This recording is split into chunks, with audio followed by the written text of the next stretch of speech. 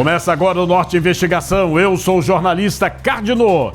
E no programa de hoje você vai acompanhar uma reportagem especial sobre as famosas bets. Exatamente, as plataformas de apostas esportivas que milhões de brasileiros estão utilizando atualmente. Um empresário, conhecido como William Rogato, foi apontado pela Polícia Civil do Rio de Janeiro como autor de um esquema criminoso envolvendo a manipulação dos resultados de jogos de futebol. Esse empresário, ele foi ouvido na CPI. A CPI onde tem o jornalista, o Cajuru, que é senador, né? Que tem o Romário, nosso campeão, que também é senador pelo Rio de Janeiro. Ele foi ouvido e ele confessou. Agora, ele foi ouvido online, ele estava em Portugal. Ele confessa que faturou nesse esquema criminoso mais de 300 milhões de reais. Você vai acompanhar agora a reportagem especial na tela do Norte Investigação. Falei, não estou aqui, errei, vou pagar pelos meus erros, cometi alguns fatos sim, e outra, vocês estão ocupando pessoas aí que não tem nada a ver com o que aconteceu, tá? Em Brasília, só para deixar bem claro, tá? O maior envolvido disso aí se chama William Rogato e Daniel, que é o presidente da Federação de Brasília. Um acúmulo gigantesco de dinheiro, de patrocínio, de tudo, não tem coragem de dar uma força para um clube. Os clubes não têm condições de pagar um salário. Desculpa, meu amigo, o ladrão, a ocasião faz o ladrão. Infelizmente, vocês me dão brecha, eu vou entrar. Ponto. Esse é o empresário William Rogato. Ele é apontado pela Polícia Civil do Rio de Janeiro como o pivô principal de uma denúncia envolvendo manipulação de resultados de futebol e campeonatos. O empresário é conhecido no meio do futebol por agenciar jogadores e atuar nos bastidores dos clubes. Em outubro deste ano, o Senado criou uma CPI para investigar a atuação dos sites de apostas, as chamadas bets no Brasil. Além da possível manipulação de resultados, a CPI também deve investigar a suposta ligação das empresas de apostas com organizações criminosas envolvidas em lavagem de dinheiro e o uso de influenciadores digitais na promoção dessas atividades. Declaro aberta a 22ª reunião da CPI da manipulação de jogos e apostas esportivas, criada pelo RQS 158/2024 para apurar, no prazo já prorrogado de 180 dias, fatos relacionados às denúncias e suspeitas de manipulação de resultados no futebol brasileiro, envolvendo jogadores, árbitros, auxiliares, dirigentes, empresas de apostas. Em um depoimento recente na Comissão Parlamentar de Inquérito da Manipulação de Jogos e Apostas Esportivas do Senado Federal, Rogato afirmou ter furtado milhões de reais com a manipulação dos resultados. Mas tem uma coisa que chama ganância, e essa ganância me dominou. E eu não queria mais 1 milhão, eu queria 2, eu não queria mais 2, eu queria 5, eu não queria mais 5, eu queria 50. E para isso, eu tinha que colocar mais algumas pessoas no sistema. As bets foram autorizadas a operar no Brasil em 2018, sem muitas regras. O processo de regulamentação começou em 2023 e está ocorrendo em etapas. Para funcionar de forma legalizada no país, um site de apostas precisará solicitar autorização à Secretaria de Prêmios e Apostas do Ministério da Fazenda. Este especialista em tecnologia explica como funcionam as apostas em sites de bets e reforça as principais diferenças entre bets e os jogos online de azar. A diferença principal também das bets para o jogo do Tigrinho e outros jogos eletrônicos de apostas é que as bets você está se baseando em um jogo que está acontecendo naquele momento, em tempo real. Seja ele num campo de futebol, seja ele num campo de basquete, na TV, você aposta minutos antes daquele momento. É como se fosse aquelas apostas daquelas corridas de cavalo, não tem? Então é a mesma coisa parecida com aquilo. Se o seu cavalo ganhar, você é o vencedor. Diferente do sistema que é rodado por um algoritmo, que é do Tigrinho, que aí você depende da máquina em te dar o resultado positivo ou não. Então a chance de você perder seu dinheiro com o Tigrinho é de 90%.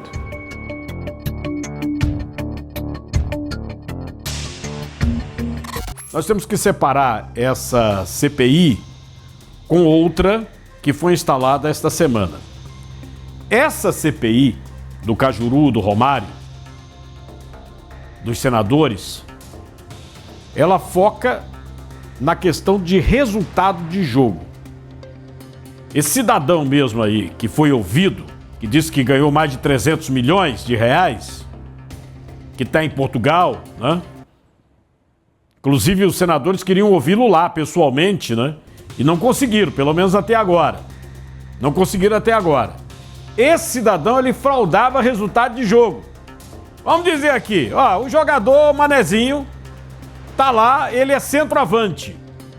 E ele diz, olha, eu vou dar uma pernada aos 20 minutos do segundo tempo e vou ser expulso.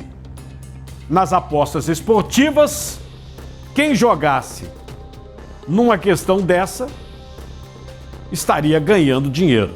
Então, essas apostas esportivas, as bets, muitas vezes, elas acabam sendo as vítimas.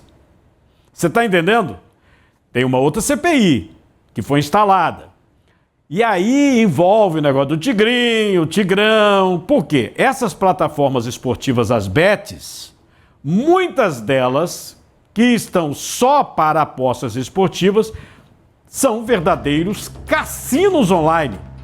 Tem jogatina de todo tipo, incluindo o famoso Tigrinho. Você acompanha em toda a região norte e em outros estados do Brasil. Envie sua denúncia para o Norte Investigação. Nosso número 92992972401. Viu algo suspeito, alguma irregularidade?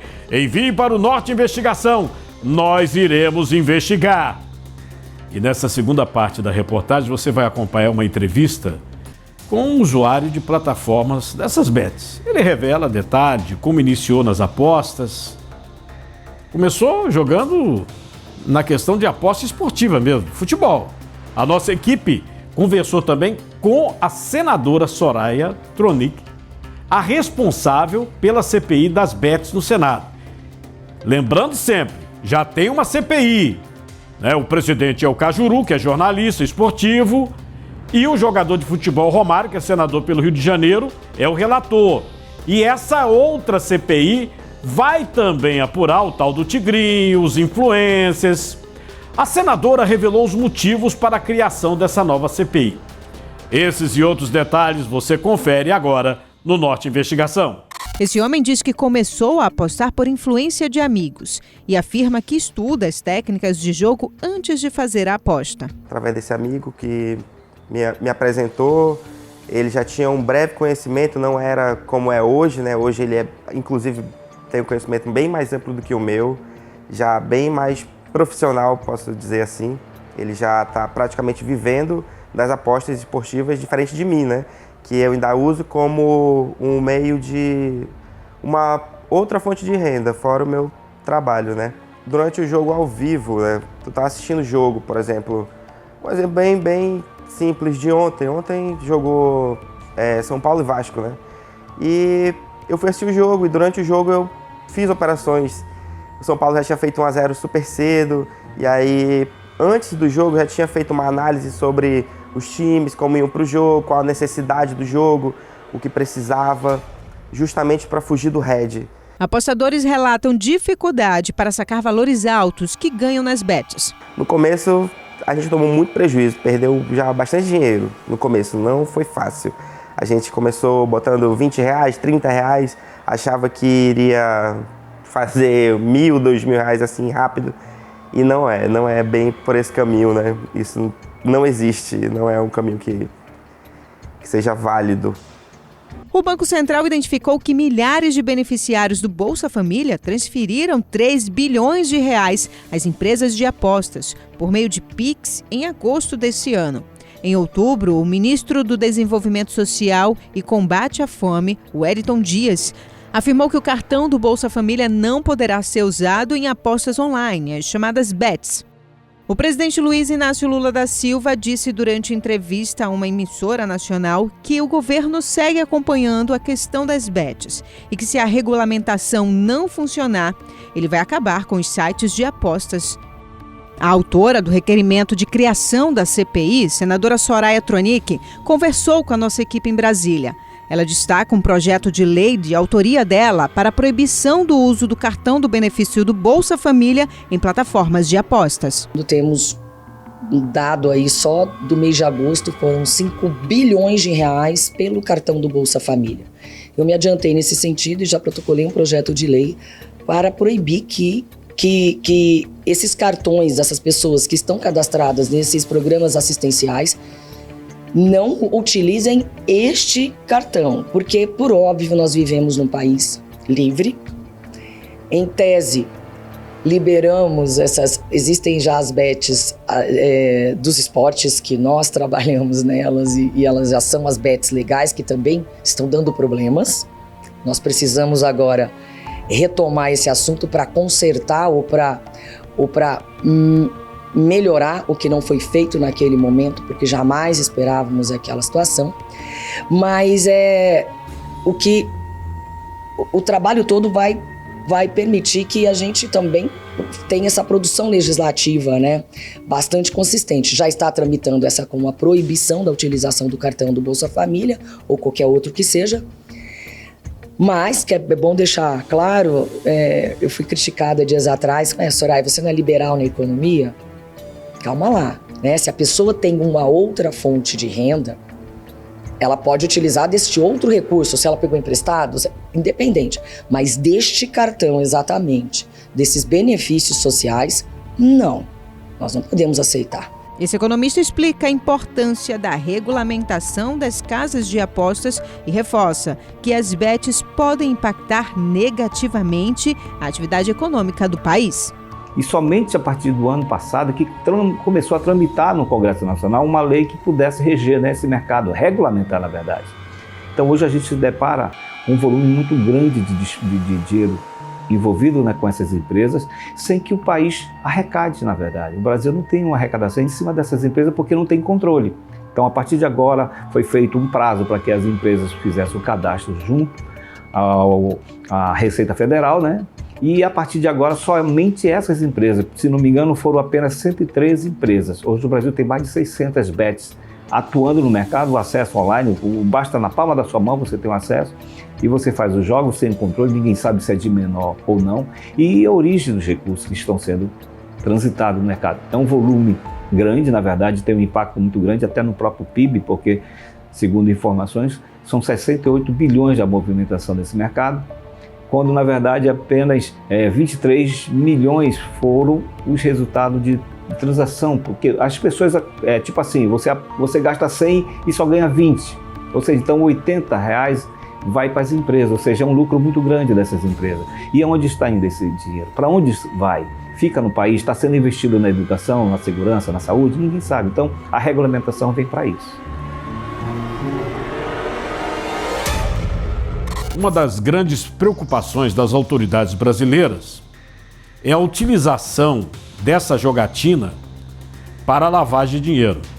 Quando o jogo é legal, né, você paga um imposto e aquele recurso, aquele dinheiro fica estabelecido para a Receita Federal, para o Ministério da Fazenda, você pode fazer o que quiser com ele. O dinheiro está legal. Só que é uma situação muito aberta. Como é que você vai aferir que foram tantas apostas, tantas pessoas que jogaram dinheiro naquela plataforma? Você vai aferir se aquilo ali não está corrupção de governos, de prefeituras, se aquilo ali não está o tráfico, facções criminosas lavando dinheiro. Como é que você vai aferir isso? Muito difícil. É muito complicado. Fora a questão da utilização dessas plataformas por pessoas que são beneficiárias de programas sociais. Gente, o Banco Central detectou só em agosto 3 bilhões de reais de pessoas que eram do Bolsa Família. 3 bilhões de pessoas do Bolsa Família jogando. É o CPF, a pessoa tem um CPF, tá lá no CAD único, O Banco Central foi em cima e falou, meu Deus do céu, quando aferiu o ano, este ano, até agosto, já ultrapassava 10 bilhões de reais de pessoas que são beneficiárias de programas sociais do governo federal jogando. Não é uma quantia pequena. Nós estamos falando de orçamentos que podem ser de um município, de um estado. Estou falando aqui de 10 bilhões de reais, segundo o Banco Central. Meu amigo, é bronca do tamanho de um trem. Agora você vai conferir comigo o que foi destaque nos estados do Acre, Tocantins, Amazonas. É hora do quadro De Olho no Norte.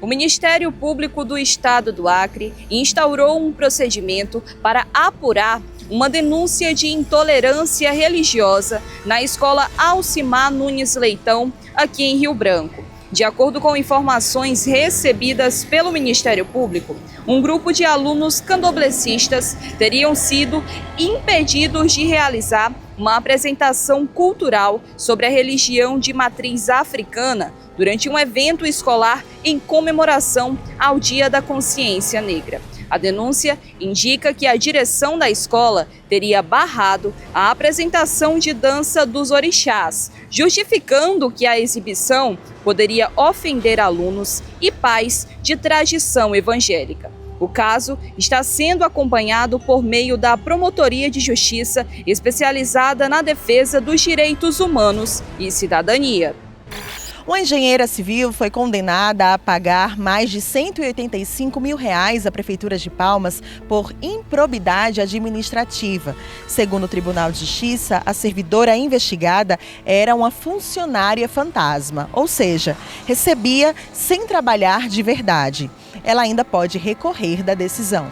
O valor que deve ser devolvido é o equivalente aos salários de 2013 até agosto de 2015. Nesse período, uma auditoria da própria prefeitura descobriu que ela não cumpria o expediente e não ia ao local de trabalho, mas continuava recebendo normalmente.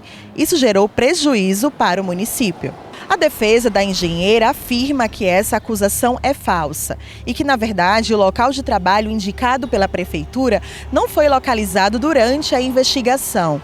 Ela chegou a ser demitida, mas foi reintegrada ao cargo após uma outra ação judicial. Agora, o De Olho no Norte segue para o Amazonas.